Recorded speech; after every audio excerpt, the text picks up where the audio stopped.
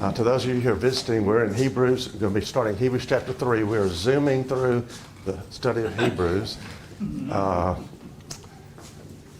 another chuckle comes. Well, we've been looking in depth at some things from chapter 2 that, in my view, are very vital to us as Christians, understanding some things about the nature of God, who He is, some things about Him as far as understanding what He has done, what He wants from us, and so forth. But we won't rehash that.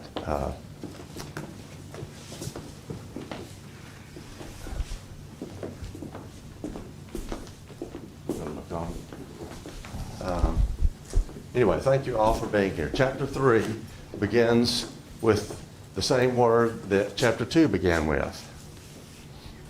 And if you are like me and believe that this was written by the Apostle Paul, it's typical Paul type reasoning. He'll say some things and put in place what seems to me to be a very logical, rational argument about the point that he's trying to make. And then he'll pause and he'll say, therefore, and come to some conclusion based on that. Chapter 2 ended with, since therefore the children share in flesh and blood, he himself likewise partook of the same, that through death he might destroy the one who has the power of death, that is, the devil. And verse 17, therefore he had to be made like his brothers in every respect, so that he might become a merciful and faithful high priest in the service of God, to make propitiation for the sins of the people. For because he himself has suffered when tempted, he is able to help those who are being tempted. Therefore, begins chapter 3, consider Jesus. And he's going to give some more reasons to consider Jesus, separate somewhat from the ones he said in chapter 2. In chapter 2, good morning, come in. It's great to have the visitors with us, especially some of whom are related to me.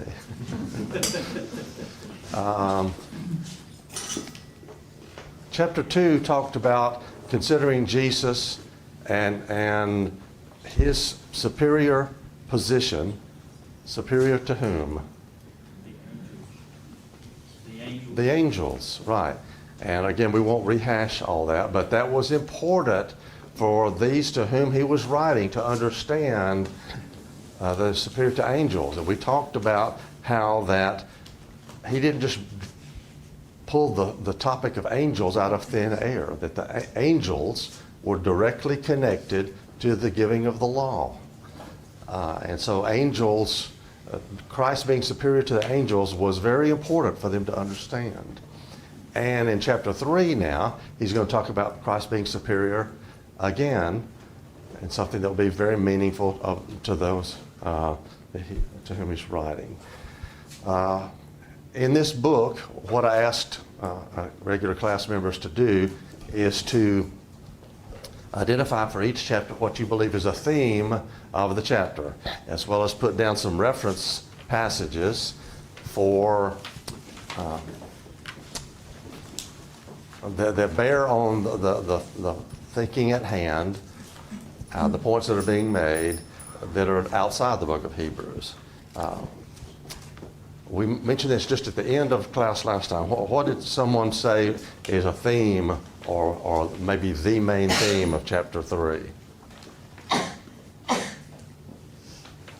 Barry. Jesus is superior to Moses. Okay. Jesus is superior to Moses, and we'll talk about that some as we go along and try to discuss a little bit about what difference does it make? Why pick out Moses? Jesus is superior to everyone, isn't he? Why mention Moses?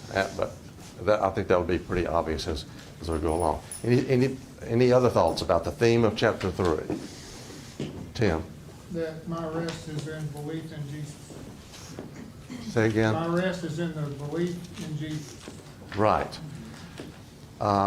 And he's going to talk about the rest that is for the people of God, and that's going to continue on in subsequent chapters. And we're going to get into this idea of a rest for the people of God and how that compares to the rest, the physical rest for the people that were under the old law pretty extensively in the coming chapters. But that's going to be, yes, introduced in chapter 3. Okay, let's get on into the questions so we can get some of these thoughts before us. The first thing I asked was, in what sense can Jesus be called an apostle? Verse 1 says, therefore, holy brothers, you who share in a heavenly calling, consider Jesus the apostle and high priest of our confession. So, in what sense is Jesus an apostle? He was sent by God with authority. Okay. The word apostle is a word that we don't usually use in a regular English every day, but it simply means one who was sent. Now, he's going to be comparing about Jesus and Moses. How are they connected by the word apostle? We know Jesus was. Well, let me back up a little bit. Is Jesus in any other place referred to as an apostle? Shake your head this way. No, he's not. But you only need one place to understand the point that's being made. Jesus certainly was an apostle, sent by his Father. You can't read the New Testament without concluding that that's clearly the case. Now, he was not one of the 12 apostles, and we start thinking of an apostle as one of the 12, or later on people like Matthias and the apostle Paul and so forth. But Jesus is called here the apostle and high priest of our confession, of the religion that we confess. Jesus is the one that's sent for that. And so what does that have to do with Moses? Well, Moses delivered the old covenant. Jesus delivered the new covenant. Okay. And what could Moses in some sense be considered an apostle? How? He was sent. Okay, yeah. Now, Moses is the noun form of that is never attached to Moses, but the verb form is attached to Moses many times in the Old Testament. God said he said, I will send you. I will send you. Well, he becomes an apostle, sent by God directly for the specific mission that we all know about. Any other comments about that? We're going to be making the connection between Jesus and Moses here. Barry. Deuteronomy 18:15, he says that God will raise up someone like me, to intercede. Right. He would raise up a prophet like him, right? And the people then, for centuries, would be looking forward to that prophet coming. And he finally came after centuries, and a lot of people completely misunderstood what that was all going to be about. Even his own apostles, the apostles in Acts 1 are saying, after Jesus has been raised from the dead and is about to ascend back to heaven, they say, Lord, is this the time you're going to restore the kingdom to Israel? And you can tell by that at least to some extent, even at that point, they still didn't get it as to what it was all about. And we look back on that and say, how could they not get it? But I bet you, if we were in that same situation and had been waiting for centuries for a Messiah that would do as is prophesied in Daniel, that the kingdom would be established in those days that would be superior to any other kingdom and would break in pieces all the other kingdoms and would be established forever. That's the kind of kingdom we'd be looking for. And they misunderstood what they were specifically to be looking for. Yes, Joe? I think it stands out to me how the writer is trying to describe how Jesus is superior without denigrating Moses. So it's not, Right. he's not saying, because the accusation is that, well, you're saying Moses is irrelevant and all this stuff. That was the accusations from a lot of the Jews. Right. But he's saying that Moses had his place. He had a Right. role. Right. And now Jesus has come and his. Right. That's a good point. He's not saying Moses was a bad guy or was a nobody, but when you put him up next to Jesus, the Messiah, he pales in comparison. And that's what we're going to see over and over again in Hebrews, is the clear superiority of Jesus, as he says here, our apostle and our high priest. As he says, of our confession. And I believe that's talking about the religion that we profess is centered in this one person. Okay, let's go. Question 2, why is he called our high priest? We better get this one right, because this is going to come up over and over again in Hebrews. What did you say for that, Tim? He serves as our mediator and representative before God. Okay. Mediator and representative. That's two pretty important things, isn't it, before God? Let's look at a couple of chapters over chapter 5 of Hebrews.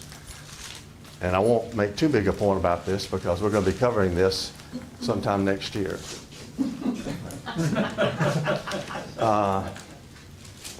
Look at verse 1. For every high priest chosen from among men is appointed to do what? To act on behalf of men in relation to God, to offer gifts and sacrifices for sins. Doesn't that in a nutshell tell what being a high priest is all about? To act on behalf of men in relation to God. That's a pretty important role, is it not? To offer gifts and sacrifices for sins. That's Jesus Christ right there. Now, where we deviate from that is beginning of verse 2. He can deal gently with the ignorant and wayward, since he himself is beset with weakness, because he is obligated to offer sacrifice for his own sins, just as he does for those of the people. Now, that does not characterize Jesus Christ, and we'll obviously be talking more about that. But then going back, verse 4 does get back to a characterization of Jesus. And no one takes this honor for himself, but only when called by God, just as Aaron was. And when we get over in chapters 4, 5, and 6, and even into 7, it's going to, the writer's going to be showing that Jesus didn't say, hey, I'm going to be high priest. He was appointed and as by his father, and we're going to study later on, called to be a priest forever after the order of Melchizedek. And we'll get into what all that means and so forth. But Jesus called by his father, appointed as high priest. And he said, that's the way it was with Moses. With Aaron. But we're going to see the difference between the apostle and high priest as Jesus and the situation we had with Moses. Okay, any other comments about that? Let's go on to question 3. Verse 2 says that Jesus was faithful to him who appointed him. There's that concept again. Somebody appointed him. He didn't just take that upon himself. What does that mean? He was faithful to him who appointed him. He was faithful to his father. Okay. What does it mean to be faithful to his father? Do everything that he is sent to do and everything he was appointed to do, he Okay. did faithfully. Okay. That's right. Subjecting himself, subordinating his will to the will of the Father, which ultimately ends up when he said, nevertheless, not my will be done, but your will be done in the garden. When he said, if it's possible, let this cup pass from me. But it was not possible for God's will to be done and have it that way. So he was willing to subject himself to that. And being the word that you use is an important one. In everything. Not in some things or most things, but in everything. He was faithful to him who appointed him. Firmly adhering to the observance of duty. That's what someone had commented about this.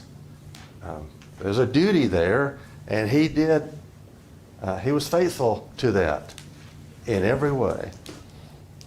And that's going to be reiterated over and over again as we go further through Hebrews. It's another way to state his perfection, Right. sinlessness. That's right. And we're going to see as we go later on, especially into chapter 4 and following, that he did this. It was tempted in all points like as we are, yet what? Without sin. There's the key that makes all the difference. All right, question 4. Why has Jesus been counted worthy of more glory than Moses? What'd you say to that? Builder of God's house. Builder of God's house, okay. Joe? The contrast of the servant and the son. Okay, It kind of goes to, in Jesus' ministry, when he talked about how the servant, not say that Moses ran away, but it talks about the servant taking care of the sheep. You know, they're not his sheep, so he doesn't care for them like the owner does. So that comes to mind with Jesus Right. is the owner of the home. He's the Right. son, he's the heir. that's right. And he gives some analogies there, doesn't he? When he says, for example, verse 3, for Jesus has been counted worthy of more glory than Moses, as much more glory as the builder of a house has more honor than the house itself. Where does that come from? How does he suddenly start talking about houses? Just trying to make a point. Right. And the point is, like we talked about in chapter 2, there are a lot of figurative things that are said. They're not. He's not trying to teach a lesson here about how you build a house or that. He uses something that everyone is familiar with, just like Jesus did with the parables. Takes something that people are familiar with, and the writer here makes a point saying, which is more important? The architect who designs and gets the house built, or the building itself? Well, how would the thing exist if it were not for the architect and the builder? And the point that he's making is, again, as Joe said, he's not denigrating Moses per se. He's just saying, if you compare the two, clearly one has more glory than the other. And he's hammering that point home that remember to whom he's writing. These people needed to understand it. They were tempted to go back to the old law and put their confidence in Moses and angels delivering the law and so forth. He said, you got it backwards here. And we're going to see over and over again as we go through Hebrews, he said, these things under the old law had a point. And they were important for that time, but they were never meant to be permanent. And in many cases, people needed to understand that they were just meant to be a figure or a symbol of something that would come later on. One would be a shadow, and one would be the real thing. Any other thoughts? Phil? Like Yes. Galatians 3 tells us that the law was a tutor to bring us to Christ. Right. Right. The law served a purpose, and you're right, Galatians 3 and other places clearly teach that it served a purpose. But for example, in Galatians, he also says that the law was put in place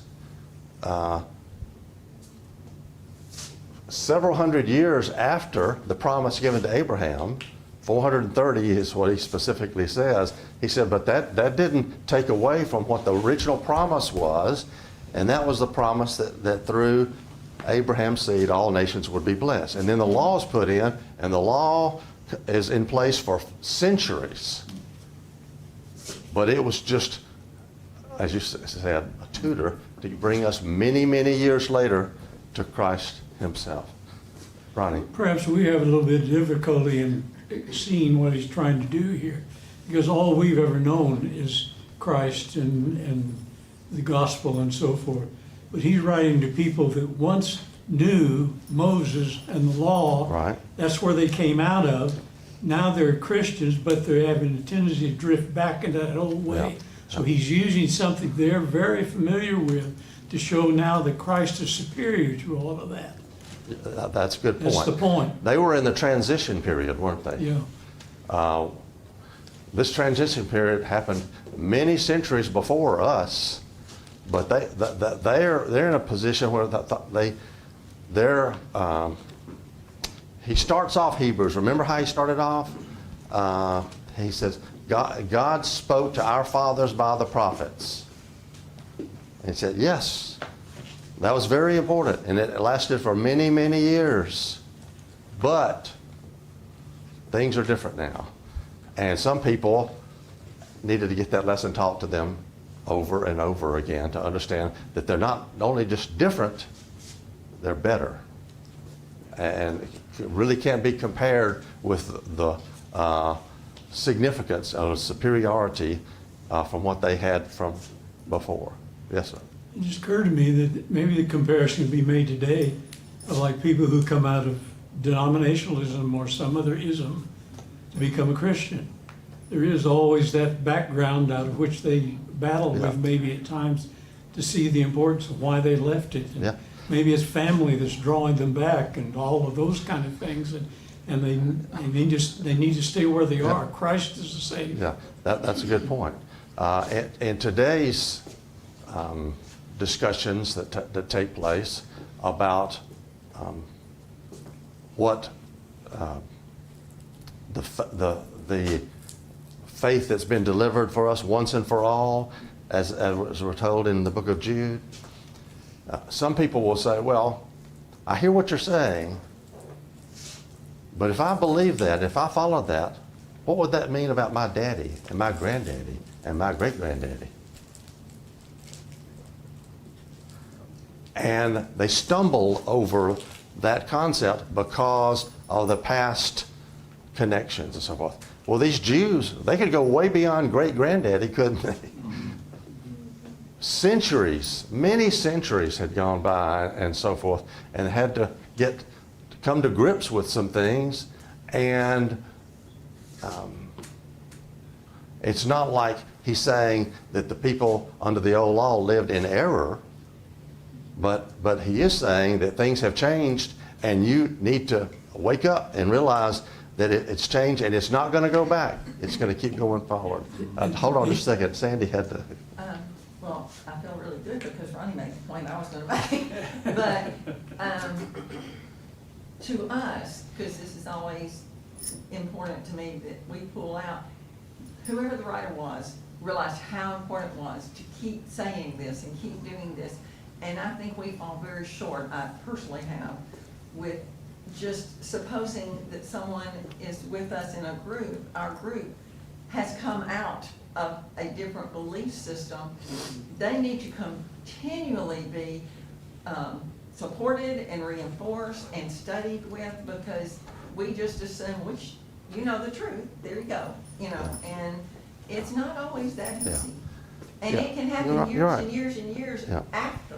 Sometimes we make false assumptions about people who came out of beliefs that were not correct, and think, well, they've left all that behind. Well, maybe they have, and maybe they haven't, and that's. And they may have for many, many years. Yeah. I think these people have. Yeah, but the tendency is sometimes to slip back and say, well, that worked well for me a long time ago, and it sure worked for my ancestors and so forth. So, Anything else before we move on? Yeah, I just want to add this point to that, to our comparison here.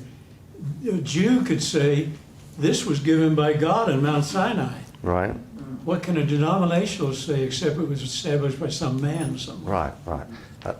You're exactly right. It's not like the old law was false, was just made up by somebody. That came from God with the deliverance, it says, through a myriad of angels, and given, and was expected to be followed for centuries. But it was never, ever intended to be a forever thing. And a lot of people, if you just imagine, it's hard for us to think at our age, even for some of us that may be a little bit older, can't think in terms of centuries. If you've been doing the same thing for 100 years, and then 500 years, and then 1,000 years, and then 1,500 years, would you be ready to make a change? It would be difficult, and it was not an easy thing to get people to understand that what they had supposedly been waiting for all these centuries has now come, and you got to change. It's not, we'd like for you to change, it's time to change. And people had to come to grips with that. Phil, did you have something? I think the writer here is telling the Jews that they're not automatically included in God's family by birth, but it's the believers in Jesus that are included in this new family, this house, that those that are saved remain saved on the condition you're faithful to until death. Ephesians 2:19 talk about that. Right. There's a different way of entering God's family today than it was under the old law. And we'll be looking at that some more as we go along. Okay, let's look at question 5. Moses was faithful as a servant, but Christ as a son. Well, I just answer the question. What word goes in the blank? Oh, me, I'm sorry. Okay, faithful as a son. Let's go to the question. What is the significance of this? And Joe alluded to this earlier. What is the significance between, he's saying one was, is he saying Moses was not faithful? Moses was a renegade? Moses was no good? No, he says Moses was faithful, but think of the comparison. A servant versus the son. And he talked earlier, we talked about being an heir. How you stand to inherit things. Well, when a servant is serving in that capacity in a house, what does he stand to inherit? Nothing. Nothing. He's just a servant. The inheritance comes through the son, the heir who's going to inherit. The servant does their duty, hopefully in a good and faithful way. And he said that's what Moses did. Look at what he says. Verse 5, now Moses was faithful in all God's house as a servant to testify to the things that were spoken later. So again, he's not putting Moses down, but he's saying, remember what place he had. He was a servant sent by God for a specific thing to be done, and he did it. Not always exactly the way the Lord wanted him to do, and we won't get into all the foibles that Moses had, and sometimes not doing things exactly right. But he said, characterizing Moses as he was faithful in doing that, but as a servant. And then he says, but Christ is faithful over God's house as a son. And we are his house indeed if we hold fast our confidence and our boasting in our hope. So he can be the son and we can be the house. If we hold fast our confidence. And a lot of what he's going to be saying here now for the rest of the chapter is don't do this. or don't be like this, but be like this. And a lot of that is summed up when he says, if we hold fast our confidence. Now, an interesting thing to me, and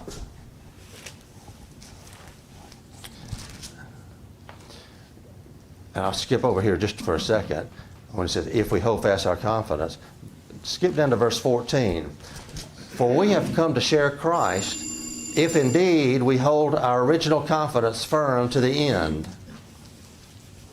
What's that big little word in that verse? If. If indeed we do that.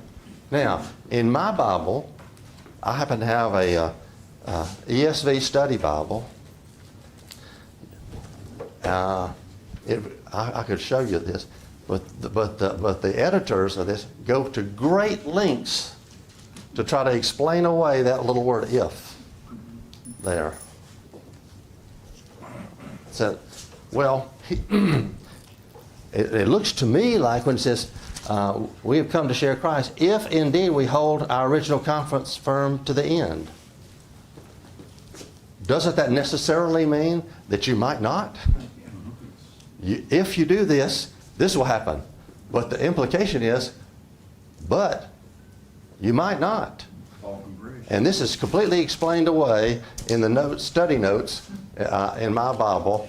And the standard thing is, in many cases, as it is here, saying, well, what he really means is that some people were not genuinely believers.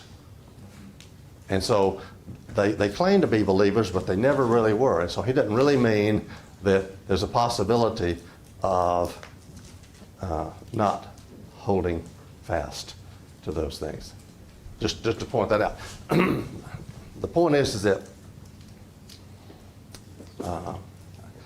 sometimes Sandy and I have discussions about things, not just secular things, and I'll say, people do what they really want to do. If they really want to do something, you'll find a way to make it happen. Isn't that generally true? And also, people will believe what they really want to believe. And if they really don't want to believe what the Scripture says, they will invent some long, they think, clever way to explain it all away. Clear passages of Scripture. Chris? But that doesn't work because he says we.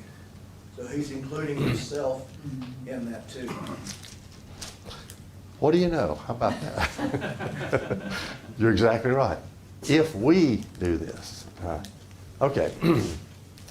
The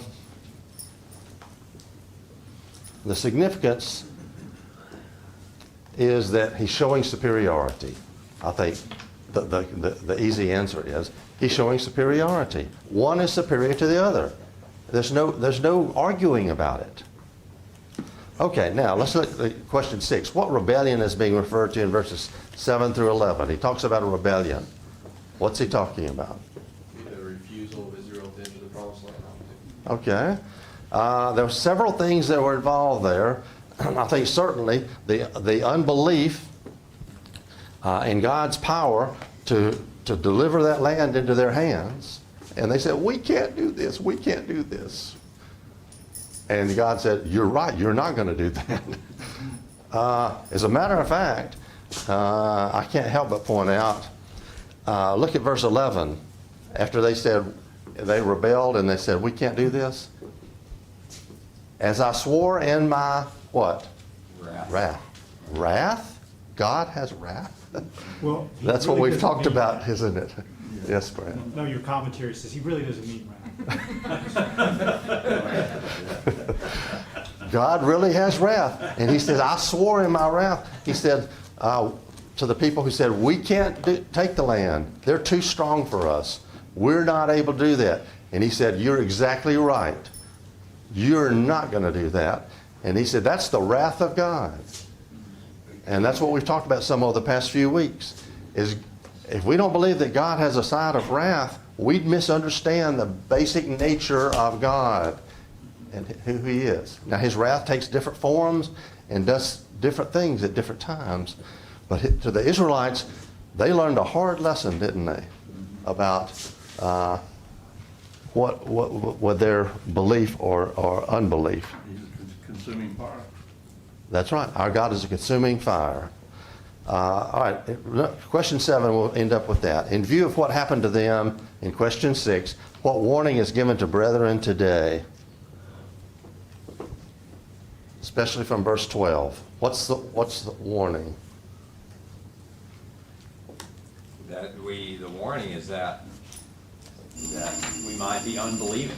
Okay. We have to be steadfast in the truth and hold fast to our belief.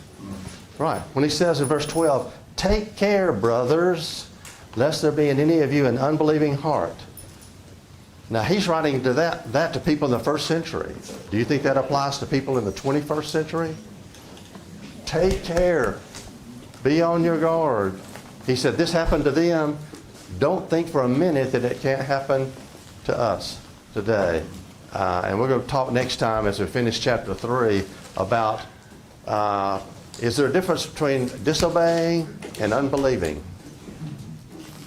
And we're going to get into that some next time. Thank you all for the good comments. Appreciate that. And we'll finish up chapter 3 next time. And thank you for our visitors.